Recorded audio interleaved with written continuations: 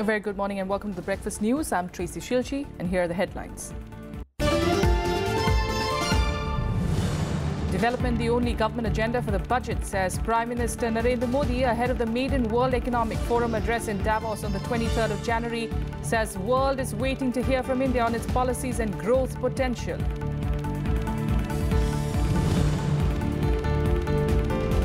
Nine more cities chosen in the latest round of the centre's flagship Smart City mission.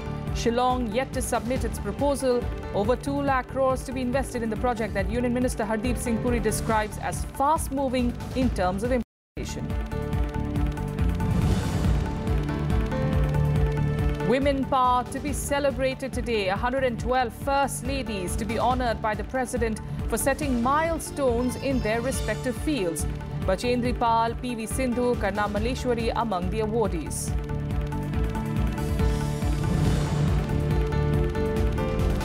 India summons the Pakistan Deputy High Commissioner over repeated ceasefire violations, conveys grave concerns. Heavy Pakistani shelling claimed lives of 2 Jawans and 2 civilians on Friday.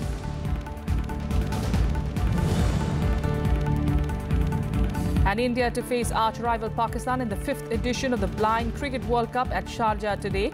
And in the Under-19 World Cup in New Zealand, India, Australia and Pakistan booked quarter-final berths.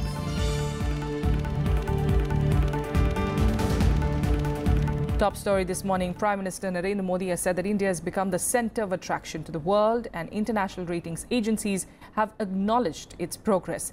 In an interview to a private TV channel, the Prime Minister said that massive foreign direct investment is coming to the country and India never witnessed such a jump in the FDI in the past.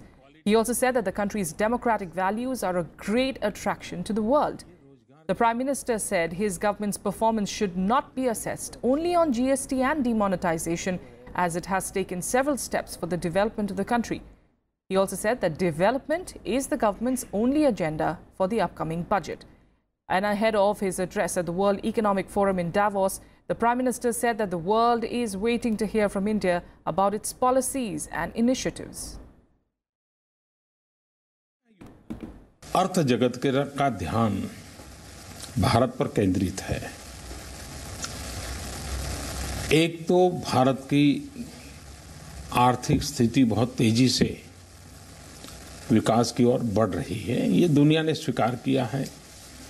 दुनिया की जितनी ही rating agencies हैं, world bank हो, IMF हो, Moody's हो, सब कोई कह रहे हैं।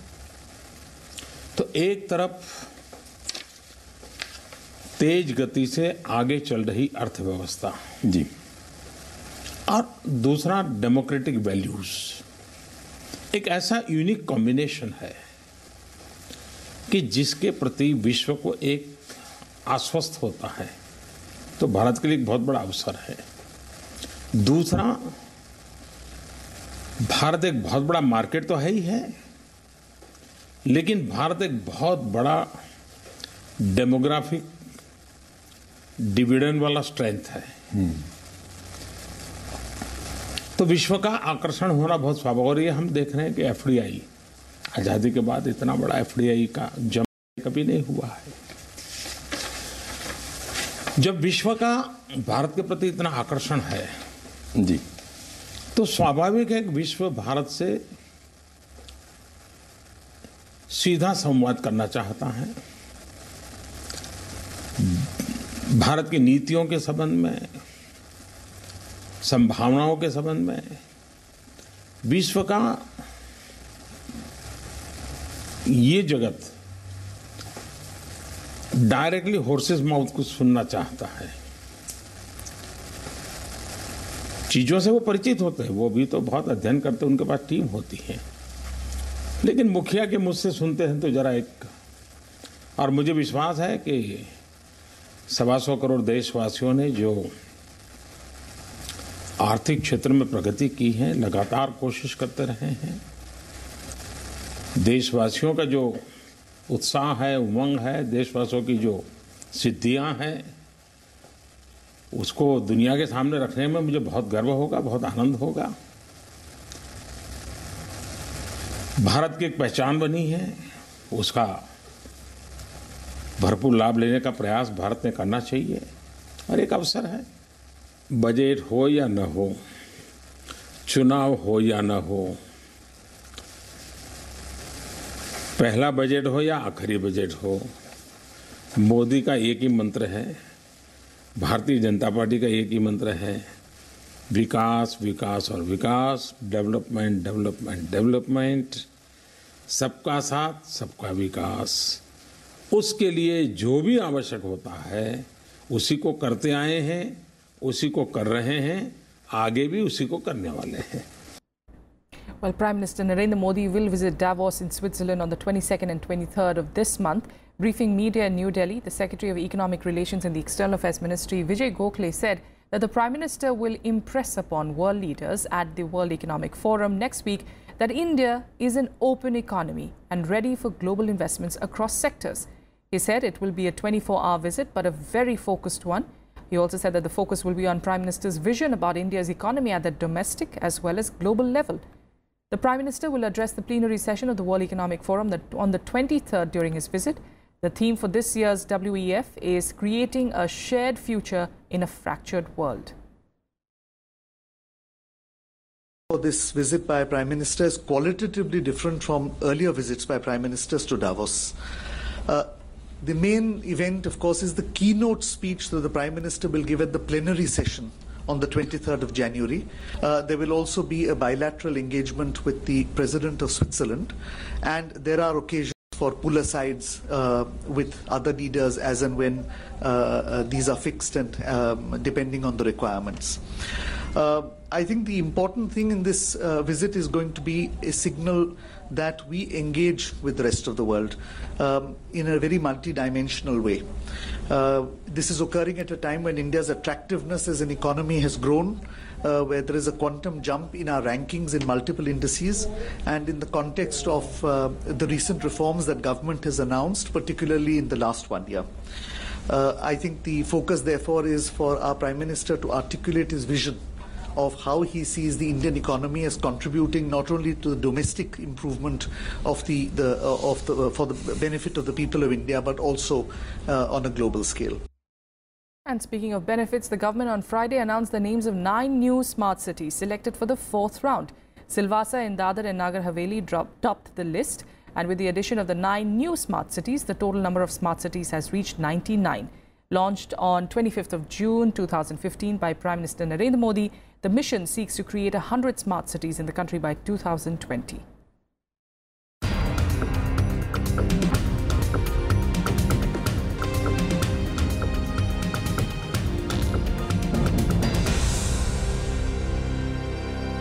Nine out of 15 cities that sent the proposal have qualified to be developed as smart cities after the completion of the 4th round of fast-track competition. These include Silvassa in Dadar and Nagar Haveli, Erode in Tamil Nadu, Diu in Daman and Diu, Bihar Sharif in Bihar, Itanagar in Arunachal Pradesh, Bareilly, Muradabad and Saharanpur in Uttar Pradesh, and Kavarati in Lakshadweep. Shillong city was not included in the list as it failed to send the proposal. All the 9 cities have proposed a total investment of 12,824 crore rupees that will impact 35.3 lakh people living in these areas. 9 cities which have qualified for inclusion in the top 100 have on an average improved the quality of their proposals on an average by about 19% or so. Each of these cities has developed a unique vision and has selected an area-based development program which will be developed as a lighthouse. Till 17 January 2018, there are 2,948 projects worth 1,38,730 crore rupees in various stages of implementation. 189 projects worth 2,237 crore rupees have been completed, and implementation is underway in 495 projects at a cost of 18,616 crore rupees. As priority sector interventions, 36 of the 60 cities have already initiated smart roads and 30 cities have initiated integrated command and control projects. Additionally, 37 cities have initiated smart water projects and 44 cities have initiated solar projects. Architectural, placemaking and city beautification projects have been initiated in 40 cities. With the selection of these 9 cities, the total proposed investment in the 99 Smart City Mission will be 2,03,979 crore rupees. Till January 2016, 20 cities were selected as smart cities, 13 cities in May 2016, 27 in September 2016 and 30 in June 2017. The pace on project implementation in Kolkata has been tardy. Uttar Pradesh was expected to get the maximum smart cities, but the cities could not meet the obligatory parameters. Smart cities will be developed to have basic infrastructure including assured water and power supply, sanitation and solid waste management and IT connectivity. The Smart City Mission is setting new benchmarks in terms of project implementation with focus both on time and quality. The impact would be visible by June for achieving the vision of ease of living, particularly for the poor, women, elderly and the specially abled. Reporting from Delhi with camera person D.K. Pandey, I'm Kriti Mishra for Rajya Sabha Television. And different cities are in different stages of processing, tendering for the completion of the Smart Cities mission. Speaking to Rajya Sabha Television, Minister for Housing and Urban Affairs Hardeep Singh Puri expressed confidence that physical manifestation would be visible by June. Joining me is Minister for Housing and Urban Affairs, Mr. Hardeep Singh Puri. Sir, 9 more cities have been announced. What has been the kind of work, implementation of project as far as Smart City Mission is concerned in the 90 cities that were announced earlier? The good news is that out of the 90, I think more than 83 have already got SVPs and have PMCs. Work is in progress. Now it's a question of the pace at which the tender execution is done. What were the parameters on which these 9 cities were selected? There is a criteria according to which all 15 bid. And many of these cities had actually applied in the earlier round also. But their bids somehow fell short. Do we see the physical counters of Smart City Mission? I think you will see them within the next 6 months. My own expectation that even sooner. Thank you so much for talking to us. From Delhi, with camera person D.K. Pandey, Kriti Mishra, Rajya Sabha Television. And the Ministry of Housing and Urban Affairs also on Friday launched the Livability Index program for 116 cities. Under the Livability Index program, the 116 cities selected would be studied on 79 predefined indicators and ranked accordingly to their livability standards. The program, funded by the World Bank, aims to rank these cities based on their institutional, social, economical and physical performance. The cities would then be compared based on their performance under individual indicators. The cities to be assessed under the Livability Index include Delhi's 3 municipal corporations, Bengaluru, Kochi, Ghaziabad, Meerut, Varanasi, Allahabad, Lucknow, Faridabad and other capital cities. The Economist, EIU of The Economist, in alliance with the Research Private Limited and Athena Infonomics India Private Limited, we are going to do this assessment of the livability index along with them. President Ramnath Kovind will felicitate exceptional women who are the first to set a milestone in their respective fields at Rashtrapati Bhavan today. Women being felicitated are those who have been the first in any field, like the first woman judge, the first woman porter, first woman to head a missile project, first paratrooper, first Olympian, among others. After an extensive research process by the Ministry of Women and Child Development, 112 women have been selected who busted stereotypes and broke the glass ceiling to become #1. Here are some of the achievers among that list. Bichendri Pal, the first Indian woman to reach Mount Everest summit. Deepa Malik, the first woman to win a medal at the Paralympics. Priya Jhingan, the first lady cadet to join the Indian Army. PV Sindhu, the first Indian woman to win an Olympic silver medal. Nicole Faria, the first Indian woman to win the Miss Earth title. Radhika Menon, India's first female merchant navy captain. And Karnam Maleshwari, the first Indian weightlifter to win an Olympic medal. Surekha Yadav as well, the first Indian woman train driver of a passenger train. Meanwhile, Vice President M. Venkaiah Naidu on Friday delivered a lecture at the Institute of Socio-Economic Change in Bengaluru. He stressed on the need for formulating a long-term and medium-term plan to channelize public and private investment in agriculture in strategic directions and revitalize the sector. The Vice President also spoke of several government initiatives in this direction. Flagging the problems of farmers, Vice President M. Venkaiah Naidu on Friday described the situation as one that needs immediate attention. He said low income combined with falling productivity is making farmers lose interest in agriculture. The Vice President laid stress on a dozen initiatives in this direction to increase productivity to ensure adequate returns for farmers.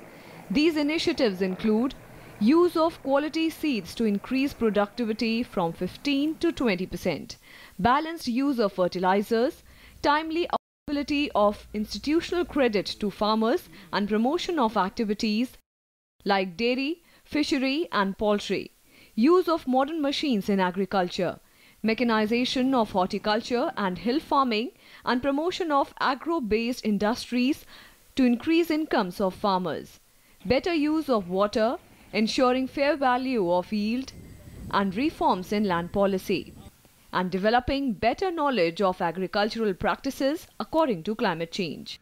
Referring to initiatives like the Prime Minister Agriculture Irrigation Scheme, the Prime Minister Crop Insurance Scheme and Soil Health Card, the Vice President said farmers are getting better output and economic benefits. He also praised the role of Prime Minister Crop Insurance Scheme in animal husbandry. Rajkamal Rao's report for Rajya Sabha TV. And in other national news, the Delhi High Court on Friday refused to grant interim relief to Aam Aadmi Party MLAs in the Office of Profit case hours after the Election Commission recommended their disqualification to the President. The High Court has posted the matter for hearing on Monday. The election body had recommended to disqualify the 20 AAP MLAs for holding Office of Profits. The poll commission, in fact, learned to have sent the recommendation to the President for his assent. If cleared by the President, the disqualification would mean that AAP's strength in the Delhi Assembly would reduce to 47 from the existing 67 in a 70-member House. The President is bound to go by the recommendation of the Commission. Once the President approves the recommendation, by-elections will have to be held for the 20 Assembly seats. In the present case, the petition was made to disqualify 21 MLAs, but one had resigned a few months back. However, there was no official word from the Commission. Chief secretary के reply में ये भी है कि जो cabinet की meetings हुई उन्होंने बैठे और जो एग्जीक्यूटिव डिसीजन लिए गए, कंपनीज को कॉन्ट्रैक्ट वगैरह दिए गए, कई सारे ऐसे डिसीजन जिसमें एमएलए का राइट नहीं होता वहाँ बैठे, उन निर्णयों को भी इन्होंने प्रभावित किया। कहीं ना कहीं सब जब आप निर्णय को प्रभावित करते हैं तो कहीं ना कहीं से आपको प्रॉफिट भी होता है। प्रॉफिट खाली मॉनेटरी नहीं होता कि आपको पैसे मिल गया, प्रॉफिट के और भी कई सारे तरीके होते हैं, वो सारे इन्होंने प्रॉफिट लिए। Well, earlier in the day, AAP had moved the High Court after the ECI's recommendation, and it had claimed that the disqualification of MLAs was reported through sources and MLAs did not get a chance to put forth their point.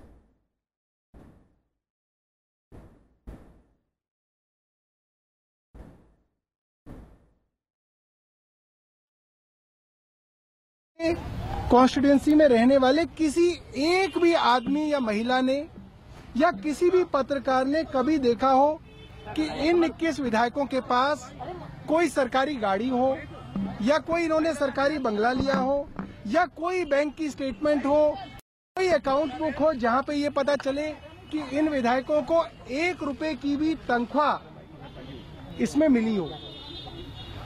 ये जो पूरी की पूरी बात है, इसको election commission के आगे रखना था। अभी तक इलेक्शन कमीशन के आगे इस मामले की कोई सुनवाई शुरू ही नहीं हुई है। And both BJP and Congress have demanded Delhi's Chief Minister Arvind Kejriwal's resignation on moral grounds.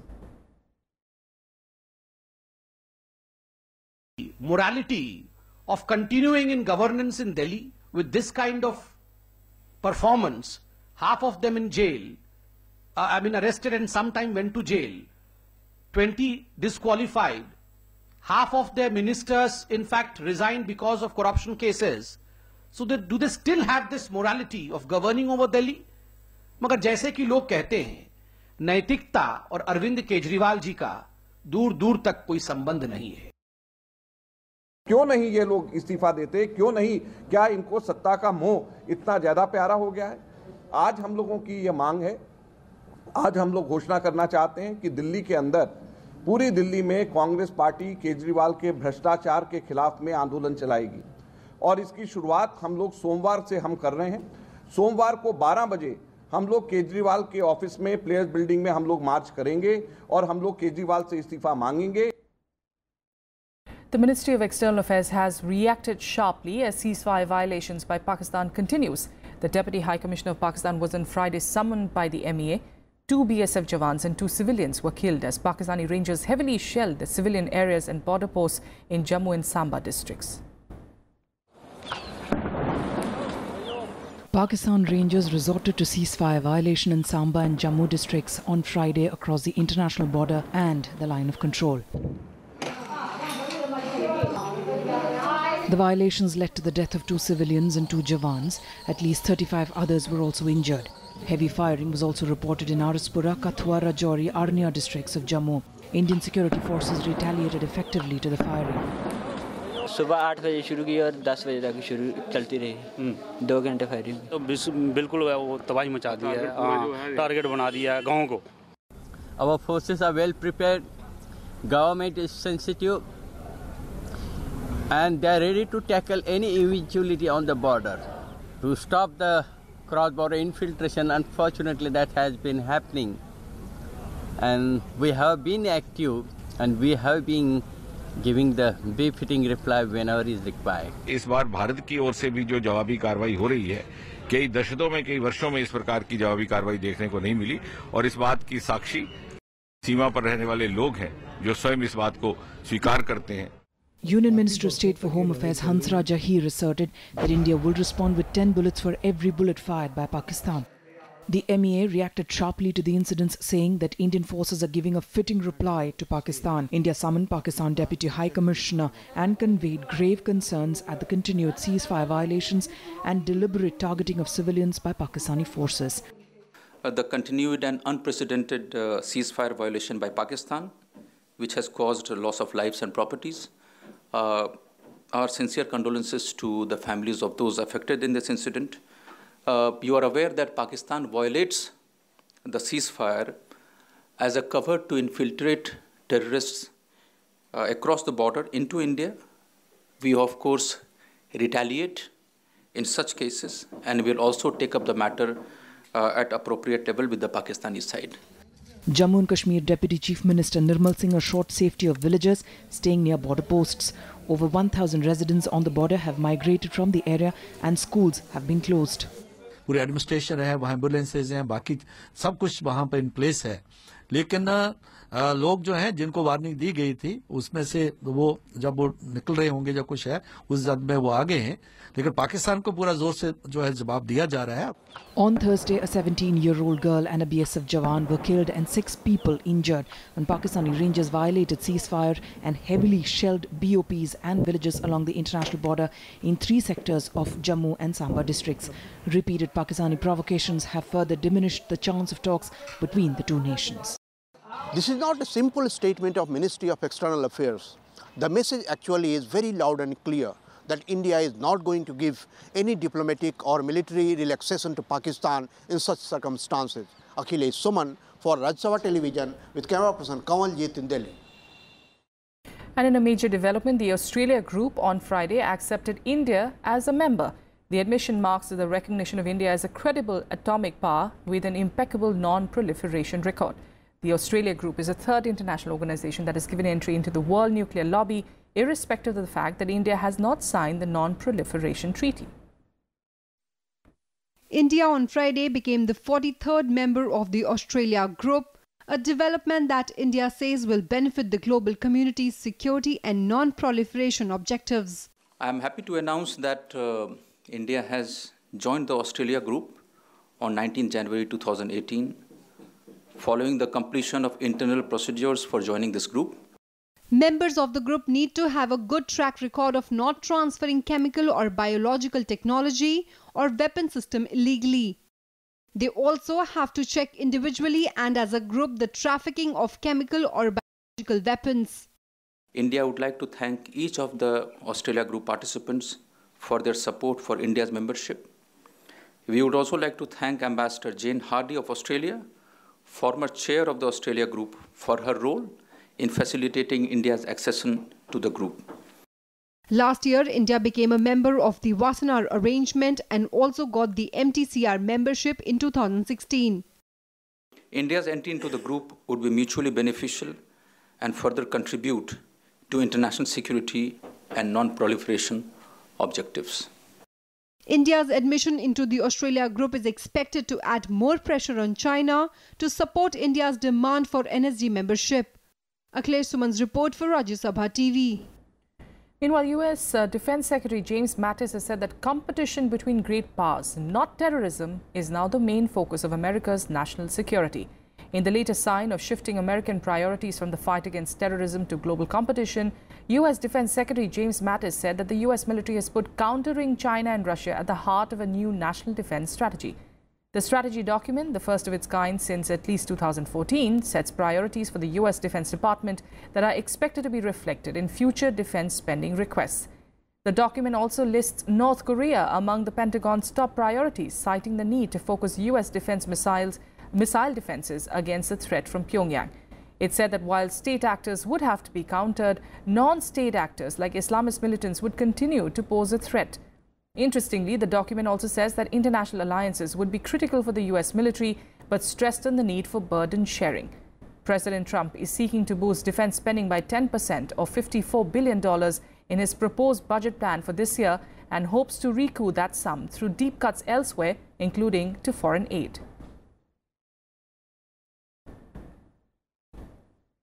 So we will continue to prosecute the campaign against terrorists that we're engaged in today, but great power competition, not terrorism, is now the primary focus of U.S. national security. This strategy is fit for our time, providing the American people the military required to protect our way of life, stand with our allies, and live up to our responsibility to pass intact to the next generation those freedoms that all of us enjoy here today. And in some sports news, Team India will face arch-rival Pakistan in the 5th edition of the Blind Cricket World Cup final at Sharjah. India, the defending champions, defeated Bangladesh by 7 wickets in the semi-finals to enter the finals of the 2018 Blind Cricket World Cup, while Pakistan qualified for the final for the cup after defeating Sri Lanka on Wednesday. Pakistan defeated Sri Lanka by 156 runs in the semi-final of the tournament that was played in the UAE. Well, we're wishing the Indian team all the best. That's it on the Breakfast News. Thanks for joining us. Have a good day.